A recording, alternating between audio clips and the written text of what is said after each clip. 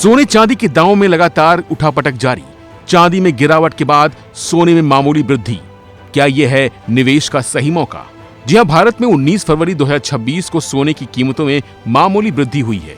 24 carat सोने की कीमत 15,961 रुपए प्रति ग्राम है, जबकि 22 कैरेट सोने की कीमत 14,134 रुपए प्रति ग्राम है। वहीं भारतीय सर्राफा बाजार और कमोडिटी मार्केट यानी MCX में भी 19 फरवरी को सोने और चांदी की कीमतों में मिला जुला असर देखने को मिल रहा है। जहां एक और चांदी की कीमतों में तगड़ी गिरावट आई है, वहीं सोना लगभग अपने पुराने स्तर के आसपास ही ट्रेड कर रहा है। पिछले कुछ दिनों में बाजार में जारी भारी उतार चढ़ाव के बीच निवेशकों की नजर अगले रुझान पर टिकी है। वहीं MCX और सोने के भाव में मामूली गिरावट आई है। मार्च डिलीवरी वाली चांदी 1700 रुपए से ज्यादा सस्ती हो गई है और 2,42,000 रुपए के करीब ट्रेड कर रही है। वहीं सोना 74 रुपए की मामूली गिरावट के साथ 1,55,687 रुपए पर ट्रेड कर रहा है।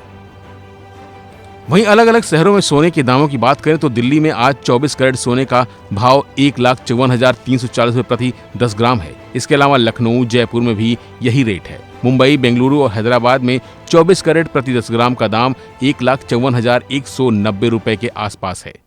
वहीं पटना और अहमदाबाद में 1,54,240 रुपए है।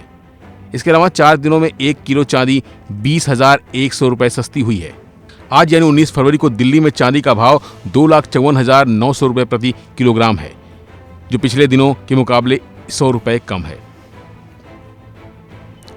मुंबई और कोलकाता में भी चांदी इसी कीमत में मिल रही है, जबकि चेन्नई में चांदी के दाम 2,59,900 रुपए प्रति किलोग्राम है। यानी चारों बड़े महानगरों में सबसे ज्यादा कीमत चेन्नई में दर्ज की गई है।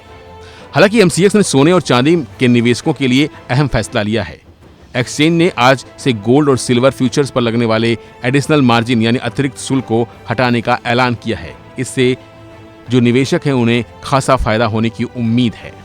हालांकि इस बीच मार्केट एक्सपर्ट का कहना है कि लंबी अवधि के लिए चांदी में सीमित निवेश बनाए रखना ठीक है, लेकिन केवल बड़ी तेजी की उम्मीद में बहुत ज्यादा निवेश करना जोखिम भरा हो सकता है। गिरावट के साथ धीरे धीरे खरीदारी करना बेहतर रणनीति मानी जा रही है। निवेश को बुलियन, कम लागत वाले फंड और मजबूत माइनिंग कंपनियों में बांट कर रखना भी फायदेमंद हो सकता है। इतिहास बताता है कि चांदी में तेज उछाल के बाद अक्सर लंबा ठहराव आता है। ऐसे में निवेशकों को संतुलित और अनुशासित रणनीति अपनानी चाहिए।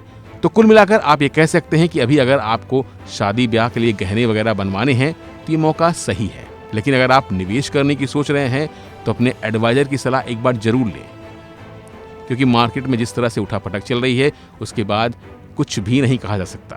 फिलहाल के लिए बस इतना ही। बाकी अपडेट के लिए बने रहिए वन इंडिया हिंदी के साथ। Subscribe to One India and never miss an update. Download the One India app now.